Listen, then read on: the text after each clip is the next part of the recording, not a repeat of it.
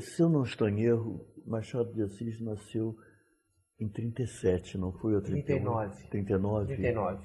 É. 39. Eu sabia que era na segunda metade da década de 30, mas estava em dúvida. Nasceu em 39. E morreu Aliás, em 8.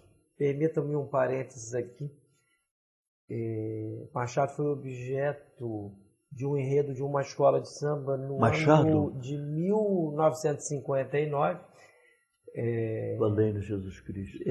E o samba enredo, eu vou permitir-me passar a vergonha aqui de cantarolar a sua letra, porque diz algo... Eu já sei que você tem um talento musical realmente notável, então vamos em frente. Eu não tenho talento musical nenhum, mas esse samba, em verdade, assim, eu me lembro que ao ouvi-lo a primeira vez, você cantou na aula passada e cantou muito bem. Eu fiquei admirado, que era de 1959, diz o samba: um grande escritor do meu país está sendo homenageado, Joaquim Maria Machado de Assis, romancista consagrado, nascido em 1839, lá no Morro do Livramento, a sua lembrança nos comove, seu nome jamais cairá no esquecimento. Aí entra o refrão e diz: lá já faz tantos anos faleceu o filho de uma humilde lavadeira, que no cenário das letras escreveu o nome da literatura brasileira. De Dom Casmurro foi autor da Academia de Letras, foi sócio fundador, depois disputou... Olha, você vê um samba enredo, né? Isso é uma coisa inominável. Ou seja, tal... Como é que você consegue decorar uma... Não, eu sei o samba inteiro, eu vou privar os nossos alunos da audição... o ser completo. E se diz no final que era um homem de caráter sem jaça. Meu Deus, que horror. Mas isso é a nota distintiva da popularidade, e vamos dizer assim, que quando um escritor, ou seja, um grande escritor, que por isso mesmo é um personagem pertencente à chamada alta cultura, chega a ser louvado assim pela cultura popular, isto é, vamos dizer assim, a nota distintiva do reconhecimento universal, mesmo entre pessoas não muito letradas. Não, pelo menos o reconhecimento momentâneo, não é? Naquele instante, porque a verdade verdadeira, meu querido amigo, é que se hoje em dia nós pegarmos um jovem estudante de escola secundária e perguntarmos: o que você sabe de Machado de Assis? Ele provavelmente vai fazer aquela famigerada cara de paisagem, não é? Se ele morar no Catete, vai dizer que é o nome de uma rua. E o Machado, aliás, morou na Rua do Catete, para quem não sabe. Pois é, ali tem a Rua Machado de Assis, perto do Largo do Machado. Exatamente. O Largo do Machado, que é um largo aqui no Rio de Janeiro, que não é um que Machado nada tem a ver com o Machado, é porque lá havia um açougue e o dono do açougue mantinha à porta um imenso machado.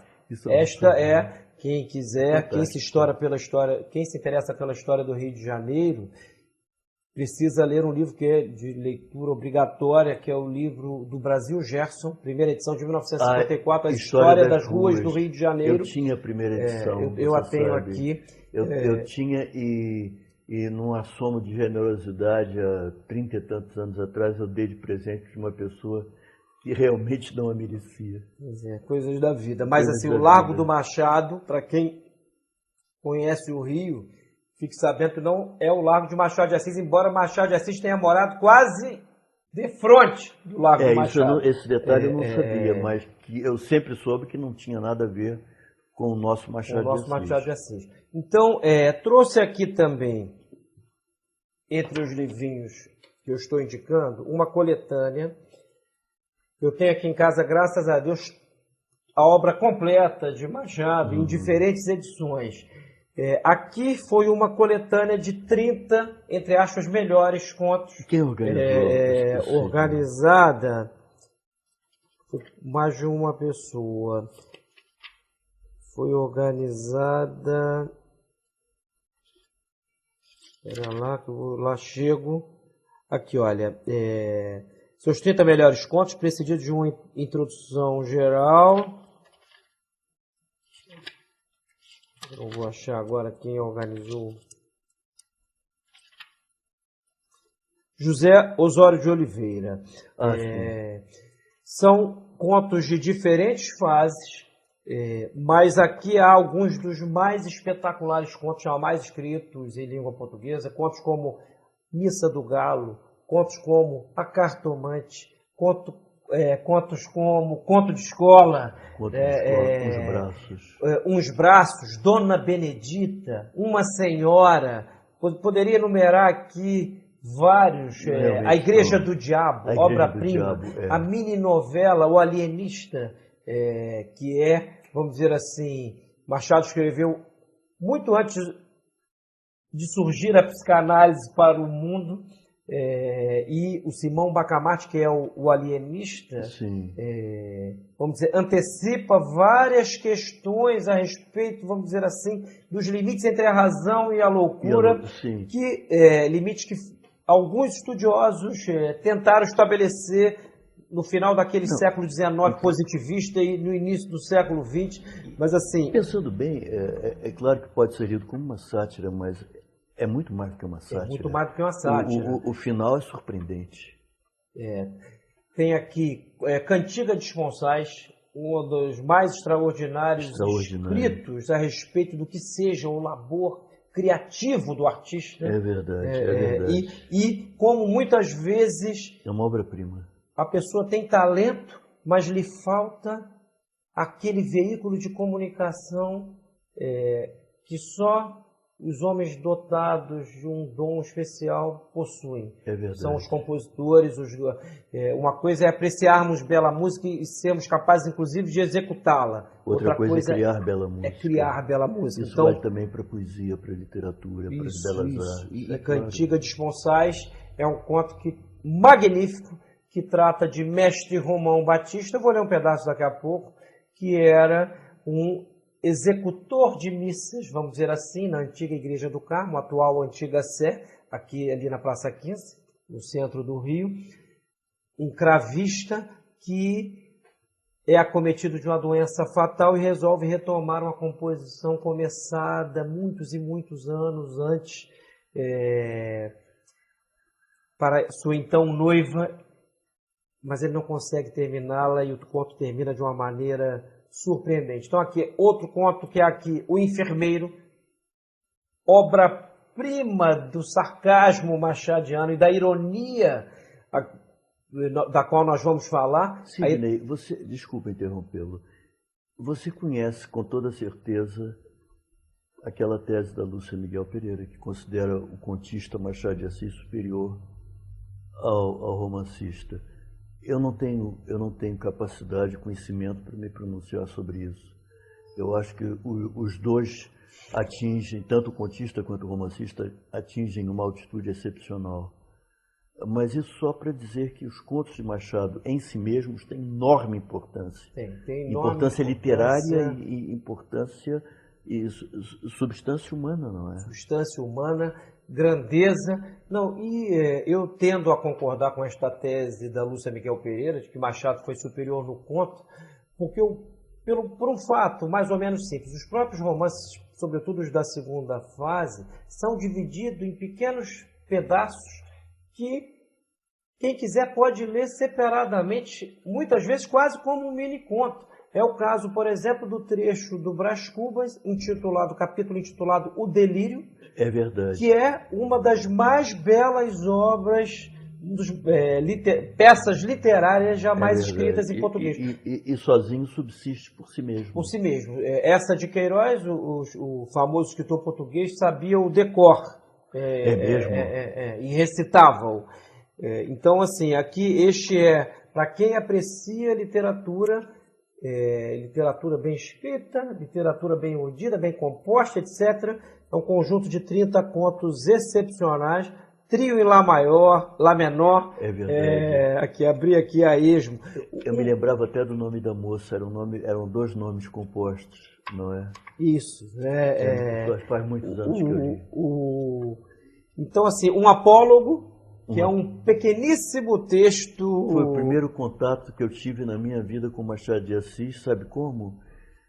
Quando eu estava ainda no primário, no Santa Rosa de Lima, eu podia ter 9 anos de idade, as freiras levaram a minha turma para assistir cineminha educativo no antigo auditório da antiga Rádio MEC, lá na Praça da República. E um dos contos que eles passaram foi, precisamente, um apólogo. Eu não sabia quem era Machado de Assis, mas eu me lembro perfeitamente do apólogo em branco e preto. E aqui, só para citar mais um dos contos estupendos, está A Causa Secreta, Sim. que é o, vamos dizer assim, na literatura brasileira, com certeza, e provavelmente em toda a literatura universal do século XIX, o mais brilhante conto sobre sadismo.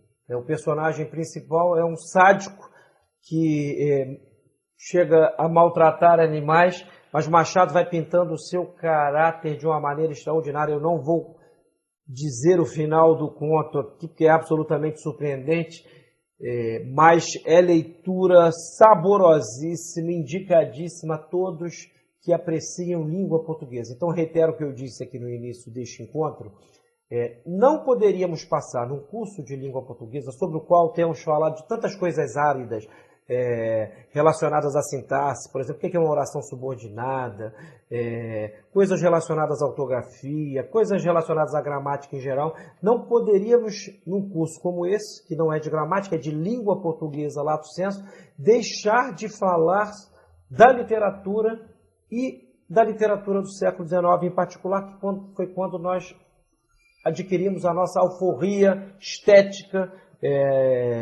na literatura. E aqui, por fim, trouxe também o teatro completo de Machado de Assis, numa edição da Martins Fontes, aqui, edição preparada por João Roberto Faria.